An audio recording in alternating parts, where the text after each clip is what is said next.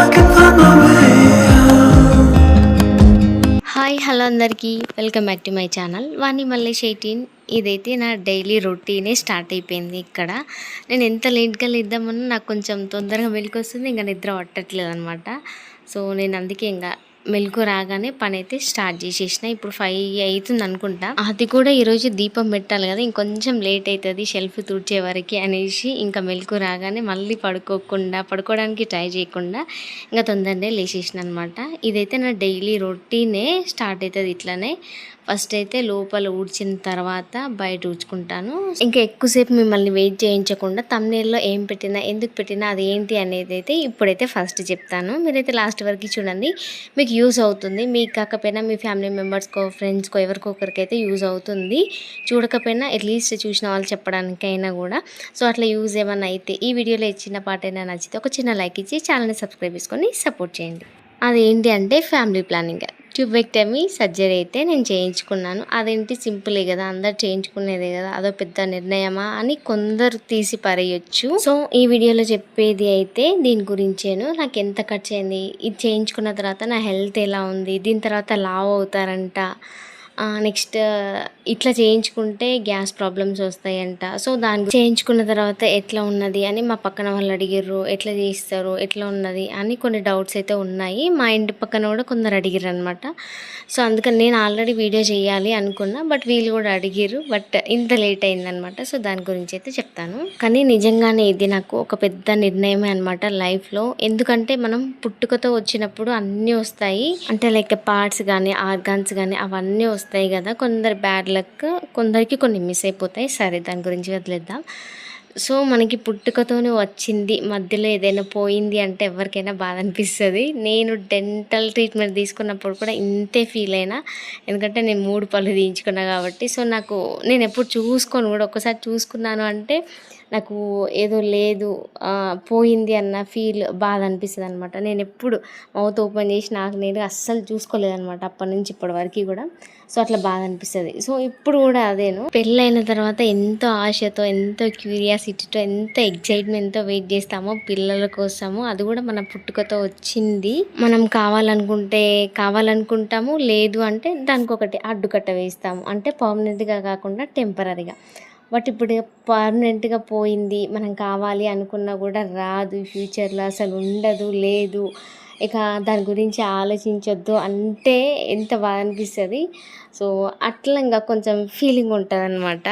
అసలు ఈ సర్జరీ అనేది పిల్లలు అంటే సెకండ్ బేబీ తర్వాత ఎక్కువ మంది చేయించుకుంటారు. మాకు కూడా చేస్తా అన్నారు కానీ బట్ మేము కొంచెం వెయిట్ చేసినాక చేయించుకుంటాము అనేసి వద్దన్నమాట. కొందరేమో కావాలి పిల్లలు ఎప్పుడైతారా అని ఎంత ఎదురు చూస్తున్నారు. బట్ మనకేమో వద్దు అనేసి దాన్ని పర్మనెంట్గా తీసేస్తున్నాం అనమాట. అది కూడా చాలా ఆలోచించి చేసుకోవాలా వద్దా అన్నట్టే ఇంకా మొత్తానికి అయితే చేంజ్ చేసుకున్నాము. మరి దాని తర్వాత ఎలా ఉంది, మనీ ఎంత అయింది, ఏ హాస్పిటల్ అంటే నేను ఇక్కడనే దిల్సుఖ్నగర్ మెడికవర్ హాస్పిటల్లో. ఎంత అమౌంట్ అయింది అంటే మా హస్బెండ్ వాళ్ళకి ఒక కార్డు ఉంటుంది, దానిపైననే మొత్తం చేస్తారనమాట. హెల్త్కి ఏమైనా ఇష్యూ అంటే హెల్త్ ఇష్యూస్ ఏమైనా ఉంటున్నా కూడా సో వాళ్ళకి కట్ అయిపోతుంది మొత్తం. ఫ్రీ అంటే ఫ్రీ కాదు, మనకి హౌస్ లోన్ ఎట్లా కట్ అవుతుందో సో అట్లా దానికి అదే కట్ అయిపోతుంది అనమాట. అట్లా మేము చేతి నుంచి అయితే ఏం అమౌంట్ అయితే పెట్టలేదు, కొంచెం కూడా పెట్టలేదు. డెలివరీ టైంలో పైనుంచి అంటే మెడిసిన్స్కి, ఇంకా వేరే వాళ్ళకి అనస్థీషియా వాళ్ళకి, బేబీ క్లీనింగ్ వాళ్ళకి అట్లా తీసుకున్నారు కానీ ఇప్పుడైతే ఏ అమౌంట్ పెట్టలేదు. బట్ మేము నల్గొండ హాస్పిటల్లో అడిగినప్పుడు 10 to 15,000 చెప్పిర్రు, తగ్గిస్తే తగ్గించవచ్చు. సో అదనమాట అమౌంట్ గురించి. ఇంకా ఈ సర్జరీ అయితే మనకు డెలివరీ అయినప్పుడు చేసినట్టు చేయకుండా జస్ట్ ఒక డ్రాప్ లాగా ఉంటుంది అనమాట. అదొక మిషన్తో ఇస్తారు, ల్యాప్రోస్కోపీ. ఇప్పుడు అందరు అదే చేయించుకుంటున్నారు. ఈవెన్ ఇస్టెక్టమీ అంటే అది గర్భసంచి తీసేస్తారు కదా, సో అది కూడా ఇప్పుడు దీంతోనే చేస్తున్నారంట. సో నేను కూడా ఇట్లనే చేయించుకున్నా. మరి ఎట్లా ఉంది దాని తర్వాత అంటే రికవరీ కొందరు ఏమంటారంటే ఒక 2-3 డేస్లో రికవరీ అవుతారు అంటారు. నేను కూడా అట్లనే ఫీల్ అయినా అనమాట. ఎందుకంటే తొందరగా రికవరీ అయితే ఒక 1 వీక్‌లోనే మా రూమ్ దగ్గరకు వచ్చి నా పనులు నేను చేసుకోవచ్చు. ఇంకా వేరే వేరే పనులు అనుకున్నాం అనమాట. అట్లా అనుకున్నా. బట్ అలా అయితే అవ్వలేదు. నాకు అంటే సరిగ్గా కొంచెం బెండ్ అవ్వడానికి కూడా ఒక 1 వీక్ అట్లా టైం పట్టిందనమాట. అంటే పడుకోవడానికి కష్టము, పిల్లలు ఏమన్నా మీద కూర్చొని అట్లా కొంచెం ఇబ్బందే ఉంటుంది. మనకి పిల్లలు పుట్టినప్పుడు సిజేరియన్ అయితే ఎట్లా ఉంటుందో సేమ్ ఇది కూడా అంతే ఉంటుందన్నమాట. కాకపోతే అట్లా చేస్తేనేమో స్టిచెస్ ఎక్కువ పడతాయి, దీనికేమో కొన్ని తక్కువ పడతాయి అన్నమాట. డిఫరెన్స్ అదేను. మొత్తానికైతే హోల్ అయినా కట్టింగ్ అయినా 7 లేయర్స్కి టచ్ అవ్వాల్సిందే. ఆ పెయిన్ని మనం భరించాల్సిందే. ఇంకా వర్క్ గురించి వస్తే చేసుకోగలుగుతామా అంటే చేసుకుంటాము. బట్ కొంచెం ఎక్కువ బెండ్ అవ్వడానికి అంటే ఎక్కువసేపు బెండ్ అవ్వడానికి కష్టం అనమాట. నేనైతే ఒక సెకండ్ డే నుంచే ఇల్లు ఊడవడం స్టార్ట్ చేసిన. అంటే పెద్ద చీపురు ఉంటుంది కదా లోపల ఊడవడానికి, సో దాంతోనే నేనైతే ఇల్లు ఊడ్చేదాన్ని.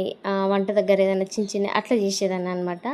ఇంకా ఇప్పటికీ కూడా అంటే 1 మంత్ అయిపోయింది, 40 డేస్ అవుతుంది అనుకుంటా ఇప్పుడు నేను వాయిస్ ఓవర్ ఇచ్చే రోజుకి. ఇప్పటికీ కూడా నిలబడి ఎన్ని పనులైనా చేసుకోగలుగుతాము, కానీ కొంచెం ఎక్కువసేపు బెండ్ అవ్వడానికి కష్టం అనమాట. కూర్చోవడం కూడా ఎట్లా అంటే మనం స్ట్రైట్గా కూర్చోవాలి. స్ట్రైట్గా అంటే మీకు ఎట్లా చెప్పాలి అంటే ఇట్లా మనం వంగి కూర్చుంటాం కదా, కొంచెం బెండ్ అయ్యి స్పైన్ని బెండ్ చేసి కూర్చుంటాం అందరం మోస్ట్లీ. కానీ మా స్కూల్ టీచర్ మాత్రం మొత్తం స్ట్రైట్గా కూర్చుంటుంది. స్కూల్లో మమ్మల్ని కూడా అప్పుడు కొట్టేది, కానీ నా వల్ల కాకపోయేది, మొత్తం బెండ్ అయితేనే ఉండేది.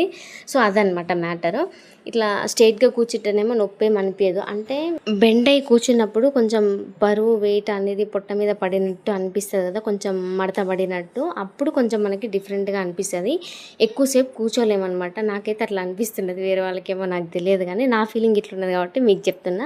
సో నేను అట్లా కొంచెం పైన కూర్చోడానికి ఇట్లా స్ట్రైట్గా కూర్చోడానికి కొద్దిసేపు అట్లా కొద్దిసేపు ఇట్లా కూర్చొని చేస్తున్నాను అనమాట. మొత్తానికైతే వంగి చేసే పనులు మాత్రం ఎక్కువసేపు చేయలేము. మరి ఈ సర్జరీ కోసం ఎన్ని డేస్ హాస్పిటల్లో ఉండాలి అంటే డేస్ ఏం అవసరం లేదు. నేనైతే ఈరోజు ఎర్లీ మార్నింగ్ 7కి హాస్పిటల్లో ఉంటే మళ్ళీ నైట్ 9 వరకు హాస్పిటల్ నుంచి వెళ్ళిపోయాను అనమాట. అంటే 24 అవర్స్ వాళ్ళు పెట్టిర్రు. బట్ మంచిగా ఉంటే ఇంకా తొందరగా పంపిస్తారనమాట. అంటే మార్నింగ్ వస్తే నైట్ వరకు పంపించేస్తారు. అది కూడా మళ్ళీ హెల్త్ కండిషన్ని బట్టి వాళ్ళు చెక్ చేసి పంపిస్తారనమాట. నేను మాత్రం ఎర్లీ మార్నింగ్ వచ్చి నైట్ వరకు ఇంటికి వెళ్ళిపోయాను. ఇంకొకటి ఫ్యామిలీ ప్లానింగ్ ట్యూబెక్టమీ చేయించుకున్న తర్వాత కూడా పిల్లలు పుడతారు అని అంటున్నారు. నేను కూడా ఇక్కడ ఇంకో హాస్పిటల్కి వెళ్దాం అనుకున్నా.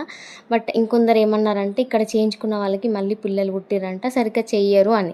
అది ఎందుకో నాకు ఈ హాస్పిటల్కి వెళ్ళినాక అర్థమైంది. ఎందుకు అంటే మనం పీరియడ్ వచ్చిన తర్వాత వెంటనే వెళ్ళి సర్జరీ చేయించుకుంటే ఓకే కట్ అయిపోతుంది పర్మనెంట్గా. బట్ పీరియడ్ వచ్చిన తర్వాత మళ్ళీ కలిసి అంటే కొంచెం ఎక్కువ డేస్ అయిన తర్వాత ఎప్పుడో ఒకసారి కలిసినప్పుడు అప్పుడు ఆ ఓవ్యులేషన్ అనేది జరిగి మనకి పిండం అనేది ఏర్పడుతుంది అప్పటికే. బట్ అది మనకు తెలియదు, వాళ్ళు కూడా చెక్ చేసుకోకుండా చేస్తారు. సో అది మెయిన్ రీజన్ అనమాట. నాకు ఇక్కడికి వెళ్ళిన తర్వాత మొత్తం అర్థమైంది, అదే మీకు చెప్తున్నాను. సో అందుకు చేసిన తర్వాత కూడా మళ్ళీ ప్రెగ్నెన్సీ అనేది కన్ఫర్మ్ అవుతుంది. ఒకవేళ మీరు కనుక చేయించుకోవాలి అనుకుంటే పీరియడ్ వచ్చే ముందు వెళ్ళండి. అంటే రేపు ఎల్లుండో వస్తుంది అనగా ఈరోజు వెళ్ళండి. వాళ్ళు ఏం చెప్తారంటే పీరియడ్ వచ్చిన 3-4 డేస్కి మళ్ళీ వచ్చి కలవండి, మేము డేట్ ఇస్తాము అంటారు. సో అది అనమాట మ్యాటర్. ఇంకొకటి చాలామంది నన్ను అంటారు, వాణి నువ్వు చాలా బక్కగా ఉన్నావు, ఎందుకు ఇట్లా ఉన్నావు, బక్కగా అవుతున్నావు, ఎందుకు అవుతున్నావు అని. అంటే వాళ్ళు ఏమంటారంటే నువ్వు పిల్లలు కాకుండా ఆపరేషన్ చేయించుకోలేదు కదా, కానీ ఆ ఆపరేషన్ చేయించుకున్నాక ఖచ్చితంగా లడ్డుగా అవుతారు అని. బట్ నాకు అర్థం కాలేదు, ఆ లడ్డుగా అవ్వడం అనేది జీన్స్ నుంచి వస్తుంది, మన హెల్త్ కండిషన్ బట్టి ఉంటుంది. అంటే కొన్ని పవర్ఫుల్ మెడిసిన్స్ వాడితే దానివల్ల కూడా లడ్డుగా అవుతాము, ఇంకా ఏ పని చేయకుండా ఇంట్లో కూర్చుంటే దానివల్ల అవుతాము, ఇంకా వేరే హెల్త్ ఇష్యూస్ ఇంకా వేరే కారణాలు ఉంటాయి. బట్ ఇది మాత్రం కారణం కాదు అని నేను అంటాను. ఆ సొల్యూషన్ చెప్పడం మర్చిపోయాను కదా. అనస్థీషియా ఎట్లా ఇస్తారంటే నార్మల్గా సిజేరియన్కి ఏమో స్పైన్కి ఇస్తారు. నాకు ఇయర్ సర్జరీస్ 2 times అయినాయి, అది కూడా జనరల్ అనస్థీషియానే ఇచ్చిర్రు. బట్ ఇది మాత్రం బై ద మౌత్ ఇచ్చిర్రు అనమాట, అంటే స్వాలో చేసేది ఇచ్చిర్రు నాకు. కానీ దీనికి స్పైనల్ అనస్థీషియా అనేది అవసరం ఉండదు. కానీ సర్జరీ అయినాక కూడా నేను సిజేరియన్ అయినప్పుడు ఎట్లా చేసినో అట్లా చేసిన అనమాట. అంటే ఏదో ఒక అనస్థీషియా అయితే ఖచ్చితంగా ఇస్తారు కదా, ఆ మత్తులో ఉండి మనం కంట్రోల్ చేసుకోకుండా కొన్ని పెయిన్స్ అనేవి బయటకు వస్తాయి అనమాట.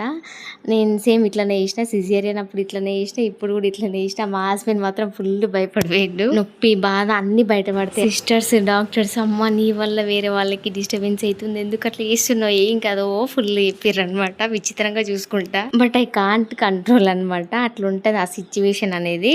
అంటే అట్లా చేసిన వాళ్ళకి తెలుస్తుంది అనమాట. ఇంక ఇదంతా పోయి మా అమ్మకి చెప్తే అప్పుడు ఎట్లా చేసింది ఇప్పుడు కూడా అట్లనే చేసింది అంటే ఇంకా అయ్యో అని బాధపడుకుంటా నేనైనా వద్దు నీ పిల్లలు ఉన్నారు కాబట్టి రాలేకపోయినా, ఎవరు లేరు గతి లేని వాళ్ళలాగా మీరే పోయి చేయించుకున్నారు అని ఫుల్ బాధపడింది అనమాట. కానీ ఇక్కడ ఎవరేం అవసరం లేదు. ఒకవేళ ఎక్కువ మంది వచ్చినా కూడా మనకి ఆ రూమ్ లోకి రానివ్వరు అసలు. ఇంకా అవసరం లేదన్నట్టు ఇంకేం రమ్మనలేదు అనమాట. ఇంకా పిల్లల్ని చూసుకోవడానికి కూడా ఎవరు ఉండరు కదా అనేసి ఇంకా మేమే పోయినాము. కాకపోతే మా అన్న వచ్చిండు మార్నింగ్, మళ్ళీ ఆఫ్టర్నూన్ వరకు వెళ్ళిపోయిండు. అంటే నేను ఓటీకి వెళ్ళగానే ఆయన డ్యూటీకి వెళ్ళిపోయిండు అనమాట. సో ఫైనల్ గా ఇది ట్యూబెక్టమీ ఫ్యామిలీ ప్లానింగ్ గురించి చెప్పాలనుకున్నాను. ఇంకేమైనా మిస్ అయినా ఏమో నాకు తెలియదు. ఇంకేమైనా డౌట్స్ ఉంటే అడగండి, నాకు తెలిస్తే చెప్తాను. ఇప్పుడు ఒక చిన్న క్లిప్ లో మీకు ఒక చాక్ చూపించిన కదా, అలాంటి చాక్ మాత్రం అస్సలు తెచ్చుకోవద్దు. నేను ఈ చాక్ ఎట్లా ఉంటుందో అంటే వేరే చాక్స్ ఉంటాయి కదా, ఇప్పుడు నేను చూపించిన చాక్ రంపంలాగా ఉన్నది. అది నాకు దాన్ని చూస్తేనే భయం అవుతుంది అనమాట. ఇప్పటివరకు అస్సలు యూజ్ చేయలేదు. నా ఎల్లో కలర్ చాక్ ఉంటుంది కదా, అది కొంచెం మొండిగా అయింది, అయినా సరే దాన్నే యూజ్ చేస్తున్నా. దీన్ని యూజ్ చేయడానికి భయపడి అయినా సరే నాకు ఈరోజు ఫింగర్ కట్ అయిందనమాట. ఒకసారి యూజ్ చేద్దాం ఇది ఎట్లా ఉంటుందో ఒకసారి వాడి చూద్దాం అన్నట్టుగా ఇది తెచ్చుకున్నా కానీ మొత్తానికి నా ఫింగరే కట్ అయిపోయింది. అది కూడా నేను ఏమైనా పనులు చేస్తే నాతో పాటు 2 కోతులు ఉంటాయి కదా, అందులో ఒక కోతి వల్ల ఫింగర్ అయితే కట్ అయిపోయింది, అందుకని చెప్తున్నా. ఇంకా ఇది అయిపోయినాక వీడి ఈ స్టిక్స్తో ఏదో చేస్తాడంట, అందుకని మొత్తం గ్యాదర్ చేసుకున్నాడు.